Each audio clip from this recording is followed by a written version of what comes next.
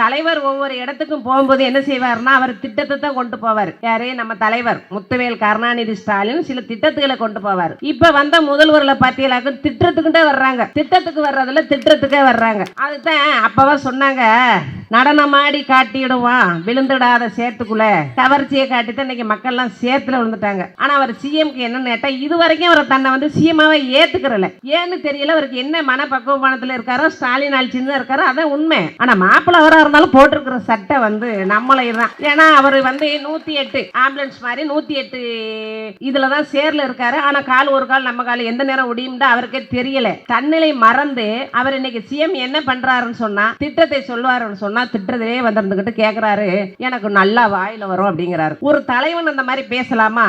Wrong bro. யார? தலைவர் முத்துவேல் கருணாநிதி ஸ்டாலின் பேசுறது ரொம்ப அவமரியாதான வார்த்தை. இவரை எல்லாம் எப்படி 5 வருஷம் நடக்க போன்னு எனக்கே தெரியலங்க. அவர் கூட ஒருத்தர் இருக்காரு தெரியுமா, அவர் வளர்ந்தவர், அவர் பேர் ஏதோ அவர் என்ன சொல்றாருன்னா, யாரு? சின்னவர் உதயநிதிட்ட பார்த்து உங்க அப்பாவுக்கு போய் ஆறுதல் சொல்லுங்கிறாரு. அவர் அப்பாவுக்கு ஆறுதல் சொல்ல எங்க அண்ணி துர்கா ஸ்டாலின் இருக்காங்க. இதே அவர் முதல்வருக்கு ஆறுதல் சொல்ல யார் இருக்கா? ஒரு கைக்குட்டை தான் இருக்கு, புறத்த கையில பிடிச்சிட்டு போற ஒரு கைக்குட்டை. அதை எந்த இடத்துல எங்கன்னு இலக்குவாருங்கிறதே தெரியாது. அப்ப இப்படி எல்லாம் கொச்ச அரசியலும் எச்ச அரசியலும் பேசுறாங்க. உச்சத்துல போயிட்டேன், கொரியர்ல போயிட்டேன், உச்சத்துல இருக்கிறோம்னா இன்னைக்கு போற இடமெல்லாம் திமுக திமுக உச்சா போய்கிட்டு தான் இருக்காரு. எங்களுக்கு டைம் வேணுங்கிறாரு. 31 கொலை நடந்திருக்குங்க, 4 ரெட்டை கொலை நடந்திருக்கு, 23 பாலியல் பலாக்காரம் நடந்திருக்கு. இதையெல்லாம் நீங்க யாருமே கேட்க கூடாது. எனக்கு 6 மாசம் தயந்தாங்க சொல்லி எதிர்கட்சிக்காரங்க சொன்னாங்க. ஆனா 6 நாள்ல கூட எங்களை வந்து நீங்க விட மாட்டேங்கிறீங்களா, கேட்கறீங்களா அப்படிங்கிற. அப்ப எப்ப கேட்கலாம்? அவங்கவுங்க கையில ரீல்ஸை கொடுத்து, ஒரு அம்மா அன்னைக்கு என்னென்ன அழுகுது, முதல்வரே நீங்க நல்லா சாப்பிடுங்க, 3 ஊத்து சாப்பிடுங்க, மெலிஞ்சிடாதீங்க, காலையில டாய்லெட் போயிருங்க, சாயங்காலம் 3 மணிக்கு யூரின் போயிருங்க. ஏங்க இதெல்லாம் ஒரு அரசியலாங்க? இது ஒரு அரசியலா? இப்படி எல்லாம் சொல்லி மக்கள் மனசை வந்து கெடுக்கிறது. இன்னைக்கு நாங்கெல்லாம் ஒரு லேடிஸ் வந்து சோசியல் மீடியாவில் பேசணும்னா எங்களுக்கு அவ்வளவு பேட் கமெண்ட், மார்பிங் பண்றது. யாரு? இந்த மாபியா, ரூட் மாபியாக்கள்லாம் மார்பிங் பண்ணி போடுறது. அதையெல்லாம் நாங்க என்ன செஞ்சிருவோம் தெரியுமா? இந்த விமர்சனத்தை எல்லாம் வேர்ல உரமாக்கி நாங்க மரமா நின்றுவோம். ஏன்னா எங்களுக்கு வந்து இந்த விமர்சனம் யாரு? ஏன் சொந்த பந்தம் பண்ணா நான் கோவப்படலாம், எங்கிட்ட ஒரு நாய் எச்சக்கலை, அது விமர்சனம் பண்றதுனால எங்களுக்கு என்ன அப்படிங்கிற மாதிரி காலுக்கு போடுற செருப்பு கூட நான் மதிக்க மாட்டேன். அந்த விமர்சனத்தை எல்லாம் துணிஞ்சு நிற்போம். ஏன்னாட்டா நம்மளுக்கெல்லாம் வந்து திராவிட ரத்தம், கருப்பு சேப்பு, என்னைக்குமே கீழே விழுந்தாலும் அதே இடத்துல நம்ம வந்து எழுந்து நிற்போம்ங்கிறது வந்து நம்ம உறுதியா இருப்போம். யார்? இந்த விச்சுவல் வாரிசுல ஒருத்தன் சொல்றான், நாங்க வந்து அது என்ன பிராந்தி கடையெல்லாம் தனியாருக்கு கொடுத்துட்டோம் அப்படிங்கிறான். ஏன்டா தனியாருக்கு கொடுத்துட்டா அரசு வச்சு நடத்தினா மதுபான கடை, தனியாருக்கு கொடுத்துட்டேன்டா அது வந்து ஜூஸ் கடையா மாறிடுமா? ஏங்க அது என்னது? இந்த தனியார்ல எடுத்திருக்கிறது யாரு? அவங்கள. நேற்று பாத்தியலாக்க ஒரு அமைச்சர் என்ன பண்றாரு, ஒரு ஊர்ல ஓட்டு ஜெயிச்சுட்டு பக்கத்தூருக்கு போயிருக்காரு. எப்படின்னா நன்றி தெரிவிக்க. அங்க உள்ள மக்கள் எல்லாம் கூப்பிட்டு கொட்டு போட்டு, ஏ இது ஓ தொகுதி இல்லையா, இது திமுக ஜெயிச்ச தொகுதி அப்படின்னு சொல்லி எல்லா மக்களும் கொட்டை போட்டு அனுப்பியிருக்காங்க. நான் ராமநாதபுரம் மாவட்டம் மண்டபம் ஒன்றியம், நான் பனைக்குளத்தில் ஊராட்சி மன்ற தலைவராக 5 வருஷம் செயல்பட்டிருக்கேன், சிறப்பான செயல்பட்டிருக்கேன். அதனால் எங்கள் ஊரை நான் திராவிட கோட்டையாகவே மாற்றி வச்சுருக்கேன். அதில் நான் சொல்ல போகும்போது ரொம்ப பெருமையாக இருக்குது. இன்று நமது கலைஞர் அவர்களுக்கு 103வது பிறந்த நாளை எல்லா இடத்துலையுமே சிறப்பாக கொண்டாடிட்டு இருக்கோம். ஏன்னு கேட்டால் அவர் காலத்தால் அழியாத காவியம், அவர் ஒரு சிற்பமாக செதுக்கிய தமிழ்நாடு. அவர் எத்தனையோ போராட்டங்களையெல்லாம் கடந்து அவர் நமக்கு வந்து தந்த ஒரு பொற்காவியம். இன்றைக்கி நாங்கள்லாம் அந்த இடத்துல வந்து பேசுகிறோன்னு சொன்னால், தந்தை பெரியார், அறிஞர் அண்ணா, முத்தமிழ் கலைஞர் அவர்களுடைய நல்ல ஆட்சியோடு தான் இன்றைக்கி நான் ஒரு முஸ்லீம் சமுதாயத்திலிருந்து வந்து இன்றைக்கி நான் பேசிகிட்டு இருக்கிறேன். அப்போ தலைவருக்குண்டே ஒரு தனித்துவம் இருக்குது. இன்றைக்கி பார்த்திங்கன்னா ஒரு சில அல்லற சில்லறையெல்லாம் கலைஞர் என்ன செய்தார் அப்படின்னு கேட்குறானுங்க. அதெல்லாம் கேட்கல நம்மளுக்கு ரொம்ப மனசு வருத்தமாக இருக்குது. அவர் செய்த சாதனையெல்லாம் சொல்லப்போனால் பட்டியலிட்டுக்கிட்டே போயிட்டுருக்கலாம். ஏன்னா இப்போ வந்து கூமுட்டையான காலங்களாக இருக்குது, கூமுட்டையான ஆட்சியெல்லாம் இருக்கிறதுனால ஒருத்தருக்குமே தெரியலை. நம்ம சொல்ல போனாலும் அவங்களுக்கு மைண்ட் செட்டில் ஏறுற மாதிரி இல்லை. அப்போ நம்ம தலைவர் கலைஞர் அவர் வகுத்த வழியை தான் இன்றைக்கி நம்ம தலைவர் முத்துவேல் கருணாநிதி ஸ்டாலின் அவர்கள் கொண்டு வந்திருக்காருங்க. இன்றைக்கி மக்கள்லாம் பார்த்திங்கன்னா அழுது கண்ணீர் வடிக்கிறாங்க. ஏன் கண்ணீர் வடிக்கிறாங்கன்னா, நாங்கள் இணல்ல இருந்த அருமை தெரியாமல் இன்றைக்கி வெயிலில் வந்துட்டோமே அப்படிங்கிற மாதிரி மக்கள்லாம் ரொம்ப கதறாங்க. நம்ம சோசியல் மீடியா எல்லாருக்கும் இருக்குது, அதனால் பார்க்குறோம். அப்போ நம்ம தலைவர் ஒவ்வொரு இடத்துக்கும் போகும்போது என்ன செய்வார்னா, அவர் திட்டத்தை தான் கொண்டு போவார். யார்? நம்ம தலைவர் முத்துவேல் கருணாநிதி ஸ்டாலின் சில திட்டத்துகளை கொண்டு போவார். இப்போ வந்த முதல்வரில் பார்த்தீங்களாக்க திட்டத்துக்கிட்டே வர்றாங்க, திட்டத்துக்கு வர்றதில்ல திட்டத்துக்கே வர்றாங்க. அதுதான் அப்போவா சொன்னாங்க, நடனமாடி காட்டிடுவான் விழுந்துடாத சேத்துக்குள்ளே, தெரியுதா? கவர்ச்சியை காட்டி தான் இன்றைக்கி மக்கள்லாம் சேத்துல விழுந்துட்டாங்க. அப்போ கவர்ச்சி அப்படின்னு சொன்னால் அவருக்கு ரொம்ப கோபம் வருது. யார்? நம்ம இப்போ உள்ள சிஎம் அவர்களுக்கு. அவர் நமக்கு சிஎம் தான், ஏன்னு கேட்டால் ஓட்டு போட்டுருச்சு இல்லை, சேர்ந்து என்னமோ சொல்வா இல்லை, ஒரு நெறி போயில கூட எல்லாம் நிறைய போன மாதிரி நம்மளுக்கும் அவர் சிஎம் தான். ஆனால் அவர் சிஎம்க்கு என்னென்னு கேட்டால் இது வரைக்கும் அவர் தன்னை வந்து சிஎம்மாவை ஏற்றுக்கிறல. ஏன்னு தெரியல, அவருக்கு என்ன மனப்பக்குவமானத்தில் இருக்காரோ, ஸ்டாலின் ஆட்சின்னு தான் இருக்காரோ, அதான் உண்மை. ஆனால் மாப்பிள்ளை அவராக இருந்தாலும் போட்டிருக்கிற சட்டை வந்து நம்மளை தான். ஏன்னா அவர் வந்து 108 ஆம்புலன்ஸ் மாதிரி 108 இதில் தான் சேரில் இருக்கார். ஆனால் கால் ஒரு கால் நம்ம கால் எந்த நேரம் ஒடியும்டா அவருக்கே தெரியலை. தன்னிலை மறந்து அவர் இன்றைக்கி சிஎம் என்ன பண்ணுறாருன்னு சொன்னால், திட்டத்தை சொல்லுவாருன்னு சொன்னால் திட்டத்திலே வந்துருந்துக்கிட்டு கேட்குறாரு, எனக்கு நல்லா வாயில் வரும் அப்படிங்கிறாரு. ஒரு தலைவன் அந்த மாதிரி பேசலாமா? தலைவர் பேசலாமா? தலைவர் ஆயிட்டாவே தன்மானத்தோடு இருக்கணும். தலைவனுங்கிறதுக்கு அடையாளம் எங்கள் தலைவர் முத்துவேல் கருணாநிதி ஸ்டாலின் தான். தலைவராகவும் இருந்திருக்காரு, தகுதியாகவும் இருந்திருக்காரு. இது வரைக்கும் யாராவது அவரை வந்து எதிர்த்து ஏதாவது குரல் கொடுத்தாரா? நம்ம தலைவர் பேசினாரா? ஆனால் நம்ம தலைவர் ஒரே ஒரு தப்பு பண்ணனா தான் எனக்கெல்லாம் பெரிய மன வருத்தம். ஏன்னா அந்த பேச விட்டு வேடிக்கை பார்த்துக்கிட்டு இருந்தார் பற்றியெல்லாம். அப்போவே என்ன பண்ணியிருக்கணும், இந்த கலையிலையெல்லாம் பிடுங்கி இருந்தால் அன்றைக்கி ஒடுக்கிருக்கலாம். அப்போ முதல்வர்களுக்குன்னு ஒரு மாண்பு இருக்குது, ஒரு மரியாதை இருக்குது. அந்த மாண்பு மரியாதையுமே கெடுத்தவர் தான் இந்த இன்றைக்கி இருக்கக்கூடிய சிஎம். ஏன்னா அதனால தான் இன்றைக்கி அவரையெல்லாம் பேசுகிறாங்க மக்கள் வந்து. ஏன்னா அவர் மரியாதை கொடுத்தாரா? Wrong bro. யார? தலைவர் முத்துவேல் கருணாநிதி ஸ்டாலினை பேசுகிறது ரொம்ப அவமரியாதான வார்த்தை. இவரையெல்லாம் எப்படி 5 வருஷம் நடக்க போகணுன்னு எனக்கே தெரியலைங்க. ரொம்ப மக்கள்லாம் வந்து ரொம்ப கொந்தளிக்கிறாங்க. என்ன, நான் உடனே வந்ததோட என்ன செய்யட்டாரு, நான் வந்ததோட 6 சிலிண்டர் கொடுப்போம்டாரு, தாய்மாமன் சீர் கொடுப்போம்டாரு, தாலிக்கு தங்கம் கொடுப்போம்டாரு, பட்டுச்சீலை கொடுப்போம்டாரு. இப்போ ஒரு பொட்டுச்சீலை கூட கொடுக்கல. அவர் கூட ஒருத்தர் இருக்கார் தெரியுமா, அவர் வளர்ந்தவர், அவர் பேர் எதோல அவர் என்ன சொல்கிறாருன்னா, யார்? சின்னவர் உதயநிதிட்ட பார்த்து உங்கள் அப்பாவுக்கு போய் ஆறுதல் சொல்லுங்கிறாரு. அவர் அப்பாவுக்கு ஆறுதல் சொல்ல எங்கள் அண்ணி துர்கா ஸ்டாலின் இருக்காங்க. இதே அவர் முதல்வருக்கு ஆறுதல் சொல்ல யார் இருக்கா? ஒரு கைக்குட்டை தான் இருக்குது, புறத்தை கையில் பிடிச்சிட்டு போகிற ஒரு கைக்குட்டை. அதை எந்த இடத்துல எங்கன்னு இழக்குவாருங்கிறதே தெரியாது. அப்போ இப்படியெல்லாம் கொச்ச அரசியலும் எச்ச அரசியலும் பேசுகிறாங்க. ஒரு தலைவன் தகுதியோடு இருக்கணுங்க, அவன் தாம முதல்வன். இன்னைக்கு அவர் என்ன பண்ணுறாரு சொல்லுங்கள்? உச்சத்தில் போயிட்டேன், கொரியரில் போயிட்டேன், உச்சத்தில் இருக்கிறோம்னா இன்றைக்கி போகிற இடமெல்லாம் திமுக உச்சா போய்கிட்டு தான் இருக்கார். அவர் வந்து எந்த விதமான நலத்திட்டங்களும் செய்கிறாப்புலே இல்லை. எங்களுக்கு டைம் வேணுங்கிறார். 31 கொலை நடந்திருக்குங்க, 4 ரெட்டை கொலை நடந்திருக்கு, 23 பாலியல் பலாத்காரம் நடந்திருக்கு. இதையெல்லாம் நீங்கள் யாருமே கேட்கக்கூடாது. எனக்கு 6 மாதம் தயந்தாங்கன்னு சொல்லி எதிர்கட்சிக்காரங்க சொன்னாங்க.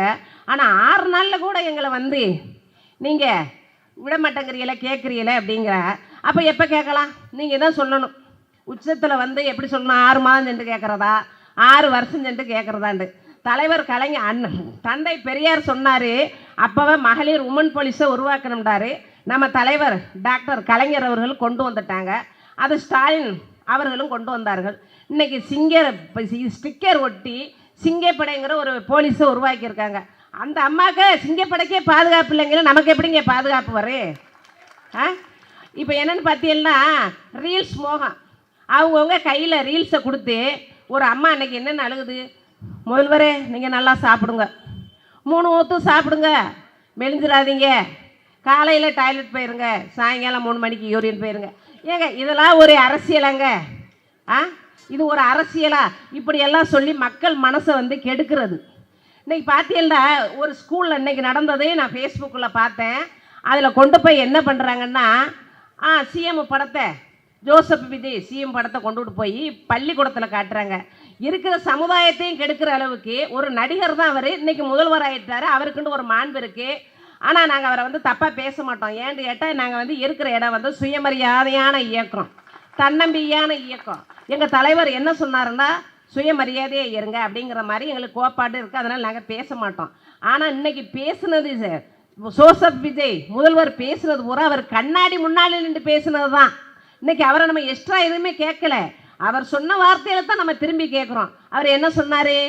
சிஎம் சார், உங்களுக்கு இந்த சீட்டு தேவையா? யார் கேட்டது? இப்போ உள்ள முதல்வர் கேட்டார். இப்போ நம்ம அதை திருப்பி கேட்க முடியுமா? இன்னைக்கு யார்? அவரை கண்ணாடி முன்னாடி கேட்டுக்கிட்டாரு. அதை பற்றி நம்மளுக்கு ஒன்றும் இல்லை. இப்போ இந்த 5 வருஷம் எப்படி மக்களுடைய அவலம் நடக்குமோங்கிறது அதுவும் நம்மளுக்கு தெரியலை. ஆனால் இன்றைக்கி பார்த்தீங்கன்னா 1000 ரூபா யார்? நம்ம ஸ்டாலின் போட்ட பணம் தான் வருது. அவர் சொன்ன 2500 ரூபா எங்கே? பொய்யா அள்ளி விட்டிய, ரீல்ஸா அள்ளி விட்டிய. ஆனால் மக்கள் கண்டிப்பாக பார்த்துக்கிட்டு இருக்கிறாங்க. ஆனால் ஒரு நாளைக்கு நிச்சயம் வந்து எந்த அளவுக்கு அவரை தூக்கி பிடிச்சாங்களோ அந்த அளவில் கீழே போடுவாங்க. அதில் எந்த மாற்று கருத்துமே இல்லை. இன்றைக்கி நாங்கள்லாம் ஒரு லேடிஸ் வந்து சோசியல் மீடியாவில் பேசினோம்னா எங்களுக்கு அவ்வளோ பேடு கமெண்ட், மார்பிங் பண்ணுறது. யார்? இந்த மாபியா, ரூட் மாபியாக்கள்லாம் மார்பிங் பண்ணி போடுறது. அதையெல்லாம் நாங்கள் என்ன செஞ்சிடும் தெரியுமா? இந்த விமர்சனத்தை எல்லாம் வேரில் உரமாக்கி நாங்கள் மரமாக நின்றுருவோம். ஏன்னா எங்களுக்கு வந்து இந்த விமர்சனம் யார்? ஏன் சொந்த பந்தம் பண்ணால் நான் கோவப்படலாம். எங்கிட்ட ஒரு நாய் எச்சக்கலை, அது விமர்சனம் பண்ணுறதுனால எங்களுக்கு என்ன அப்படிங்கிற மாதிரி காலுக்கு போடுற செருப்பு கூட நான் மதிக்க மாட்டோம். அந்த விமர்சனத்தை எல்லாம் துணிஞ்சு நிற்போம். ஏன்னாட்டா நம்மளுக்கெல்லாம் வந்து திராவிட ரத்தம், கருப்பு சேப்பு, என்றைக்குமே கீழே விழுந்தாலும் அதே இடத்துல நம்ம வந்து எழுந்து நிற்போங்கிறது வந்து நம்ம உறுதியாக இருப்போம். ஒரு படத்தில் இவர் சொல்லுவார் தெரியுமா? யார்? வடிவேல் சாரு. இது சின்ன கவுண்டர் படத்தில் செய்கிறதப்பெல்லாம் பண்ணிடுவார். கடைசியில் பண்ணிவிட்டு ஓச்சமாக சவுண்ட் பண்ணுவார். போ போ போன்னு கூட்டத்தை கலப்பார். பண்ணிவிட்டு கடைசியில் அவரையே தடை விட்டுக்குருவார். சூனாப்பானை இப்படியே நீ மெயின்டைன் பண்ணிட்டு. அதே போல் இன்னைக்கு செய்ய வேண்டிய தப்பையெல்லாம் பண்ணிவிட்டு திமுக திமுக திமுக. அப்போ திமுக ஆட்சி தானே இது நடக்குது. நாம் வந்து என்ன செய்யணுமா? எல்லாத்தையும் சுத்தப்படுத்தி அவர் கையில் கொடுக்குவான். என்னத்தை சுத்தப்படுத்தி கொடுக்க? நாட்டில் ஒவ்வொருத்தரும் தனி மனித ஒழுக்கம் இருந்தால் தான் நாடு சுத்தமானு நாங்கள் சொன்னோம். இல்லை, இதை யார் ஏற்றுக்கணும்னா முத்துவேல் கருணாநிதி ஸ்டாலின் தான் ஏற்றுக்கிறேன்டார். அவர் ஏற்றுக்கிட்டாரு. ஏன்னா நம்ம ஆட்சியில் இந்த தப்பு நடக்குதுன்னு ஏற்றுக்கிட்டாரு. நீங்கள் என்ன ஒரு தார்மீக பொறுப்பு இல்லாமல் இன்னமும் என்ன திமுக? ஒவ்வொருத்தரும் இனிமேல் திமுகன்னு சொல்லி யார் பேசினாலும் ஏற்று குரல் கொடுங்க. ஏன்னா நமக்குள்ள வீரம் இருக்கு. அவங்கெல்லாம் பேசையில் ஒவ்வொரு நாளும் நாடி நரம்பு ரத்தம் எல்லாமே எங்களுக்கெல்லாம் துடிச்சுங்க. ஏன்னு கேட்டால் எந்த காலத்தையும் நான் 15 வயசில் கொடி பிடிச்சவ, திமுக கொடி. இன்றைக்கி 40 வருஷமாக பிடிச்சிக்கிட்டு இருக்கிறேன். அப்போ நீங்கள் எல்லாம் பேசுகிறத ஒவ்வொன்றையும் பார்த்தோம்னு சொன்னால் எங்களுக்கெல்லாம் ரத்தம் நாணம் சதையெல்லாம் துடிக்குது. அந்த மாதிரி ஒவ்வொருத்தரும் நம்ம உணர்வோடு இருந்து எவன் இனிமேல் திமுகன்னு சொன்னானாக்கு ஏற்று குரல் கொடுத்து அடிங்க. அதில் தப்பு இல்லை. ஆட்சியே தந்தாச்சு, சரி பால்வாடி பாப்பா கையில் கொடுத்துட்டோம், சரி விளையாடட்டுமே, அது இதனால் என்ன தப்பு இருக்குது? பார்த்தா இன்னமும் திமுக திமுகண்டா அப்போ என்னங்க இது லாஜிக்காக இருக்குது? அப்போ இவர் வந்து தன்னை இது முதல்வருங்கிறத ஒரு பயன்படுத்தலைங்கிறது தான் மக்கள் மத்தியில் கொந்தளிக்கிறாங்க. அப்புறம் என்ன ஒன்று சொல்கிறேன், ஒருத்தன் வந்து யார் இந்த விச்சுவல் வாரிசில் ஒருத்தன் சொல்கிறான், நாங்கள் வந்து அது என்ன பிராந்தி கடையெல்லாம் தனியாருக்கு கொடுத்துட்டோம் அப்படிங்கிறான். ஏன்டா தனியாருக்கு கொடுத்துட்டா அரசு வச்சு நடத்தினா மதுபான கடை, தனியாருக்கு கொடுத்துட்டேன்டா அது வந்து ஜூஸ் கடையாக மாறிடுமா? ஏங்க அது என்னது? இப்போ இந்த தனியாரில் எடுத்துருக்கிறது யார்? அவங்கள நேற்று பார்த்தியலாக்க ஒரு அமைச்சர் என்ன பண்ணுறாரு, ஒரு ஊரில் ஓட்டு ஜெயிச்சுட்டு பக்கத்து ஊருக்கு போயிருக்காரு. எப்படின்னா நன்றி தெரிவிக்க. அங்கே உள்ள மக்கள்லாம் கூப்பிட்டு கொட்டு போட்டு, இது ஓ தொகுதி இல்லையா, இது திமுக ஜெயிச்ச தொகுதி அப்படின்னு சொல்லி எல்லா மக்களும் கொட்டை போட்டு அனுப்பியிருக்காங்க. அப்போ அங்கே பாருங்கள், அதுதான் அப்போவே சொன்னாங்க, கோமாளி கையில் ஒரு அரமனையை கொடுத்தா என்ன உண்டு, அது கூடாரம் ஆயிரும் அப்படின்ட்டாங்க. இன்றைக்கி அப்படித்தாங்க நடக்குது. அந்தந்த ஊர் மக்களுக்கு அமைச்சரே தெரியல யாருண்டு. அன்றைக்கி ஒரு அம்மா ஒரு பேட்டி கொடுத்துருந்துச்சு, கரண்ட் வரலை, தண்ணி வரலை. திமுக கவுன்சிலர்கிட்ட போய் கேட்குறேன், அவர் எங்களுக்காக ஓட்டு போட்டேன்னு கேட்குறாரு. பாருங்கள் எந்த அளவுக்கு உண்டு, ஓட்டு போட்டேன்னு கேட்குறாரு. அப்போ அந்த அம்மாவுக்கு நம்ம யாருக்கு ஓட்டு போட்டோம்னு கூட தெரியலை. பச்சை பிள்ளைங்க, படிக்கிற பிள்ளைங்க, வேலைக்கு போகிற பிள்ளைங்க, வீட்டில் இருக்கிற பொண்ணுங்க யாருக்குமே பாதுகாப்பு இல்லைன்றாரு. இப்போ யாருக்கு? சிங்கப்பன் போலீஸ்க்கே பாதுகாப்பு இல்லைங்க. எல்லாம் வெக்கமாக இருக்குதுல்ல. ஆனால் எனக்கு வந்து ஃப்ரெண்டுகள்லாம் வெளிநாட்டில் நிறைய பேர் இருக்காங்க. அப்போ அவங்க கேட்டாங்க ஃபோன் மூலியமா, ஏம்மா உங்கள் தலைவர் யார், முத்துவேல் கருணாநிதி ஸ்டாலின் தமிழ்நாட்டை தலைகுடிய விடமாட்டேன் என்று இவ்வளவு தூக்கி பிடிச்சாரம்மா, இன்றைக்கி என்ன உங்கள் தமிழ்நாடு தலைகுனிஞ்சு போயிருக்கு அப்படிங்கிறாப்புல. அப்புறம் இன்னொன்று பார்த்தீங்கன்னா எங்கள் கம்யூனிட்டி யார், காதர் மைதீன், அவர் வந்து இன்றைக்கி அமைச்சர் போஸ்ட்டுக்கு போயிட்டார். அது ரொம்ப எனக்கு பெருமையாக இருந்துச்சு. எப்படி பெருமையாக இருந்துச்சுன்னா, அசிங்கம் சொன்னால் அது எங்களுக்குள்ளே அது இதாக போயிடும். பெருமையாக இருந்துச்சு. எப்படின்னா, இவர் இனிமேல் போய் அங்கே சேர்ந்து எப்படி அமைச்சராகி நாட்டில் கொடியை நட்டிட போகிறாரா? அவர் போனதெல்லாம் பிரச்சனை இல்லை. அவர் ஒரு வார்த்தை வழுக்கரா சொல்லியிருந்தார், திமுகவுக்கு எங்கள் முஸ்லீம் லீக்னால தான் திமுகவுக்கு ஓட்டு கிடச்சி அப்படிங்கிற மாதிரி பேசினார். ஆனால் அவர் வந்து எங்கள் ஊரில் பார்த்தீங்கன்னா 5 பேர் இருக்காங்க முஸ்லீம் லீக்கில். எப்படி 4000 பேரில் 5 பேர் இருக்காங்க முஸ்லீம் லீக்கில். நாங்கள் ஒட்டு மொத்தமும் நாங்கள் வந்து திமுககாரவங்க தான். கண்ணியமிக்க காயிதே மில்லத்து வந்து சட்டசபை இது அசம்பிளியில் போயிருக்காரு. அப்போ அசம்பிளியில் போகையில் கேட்டிருக்காங்க, தமிழுக்கு யார் குரல் கொடுக்குறது அப்படின்ட்டு. அப்போ அவர் சொல்லியிருக்காரு, நான் குரல் கொடுக்குறேன் அப்படிங்கிற மாதிரி கையெழுத்து போடுறது கையை வச்சுருக்கா. அங்கே ஒரே சிரிப்பிலை, என்னங்க நீங்கள் ஒரு முஸ்லீம் ஆசை எப்படி நீங்கள் தமிழுக்கு குரல் கொடுப்பீங்க கையெழுத்து போடுவீங்க அப்படின்ட்டு.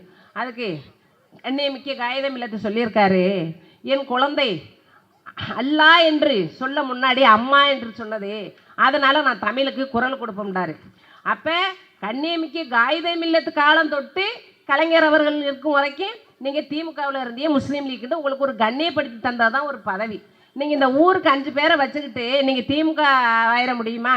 எங்கள் ஊரில் அதே போல் காங்கிரஸுக்கு எங்கள் ஊரில் 3 பேர் தாங்க. 3 பேர் பேரையும் கூட சொல்கிறாந்தாலும் சொல்லுவேன், எனக்கு ஒன்றும் பயம் இல்லை, அச்சம் இல்லை. 3 பேர் தான் எங்கள் ஊரில்.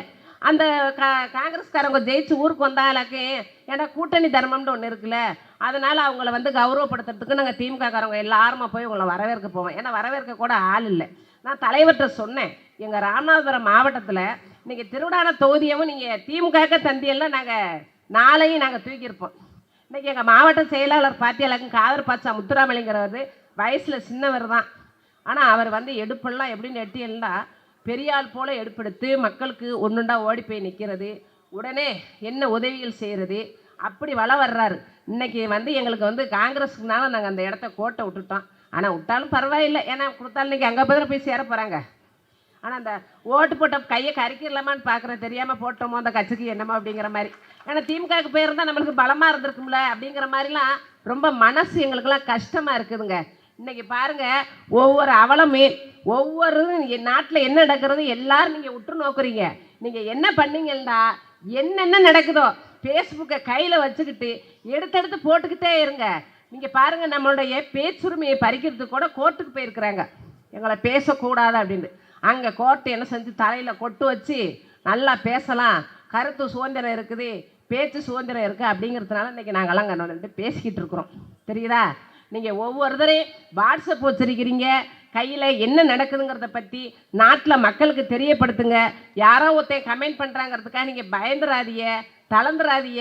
நம்ம திமுககாரன் எங்கன விழுந்தோமோ அங்கன கண்டிப்பாக எழுந்து நிற்போம் என்று இதில் எனக்கு பேச வாய்ப்பளித்த அண்ணன் சேகர் பாபா அவர்களுக்கும் மற்றும் என் தொண்டர்களுக்கும் அனைவர்களுக்கும் என்னுடைய இதயங்கணிந்த நன்றியை தெரிவித்துக் கொள்கிறேன். நன்றி, வணக்கம்.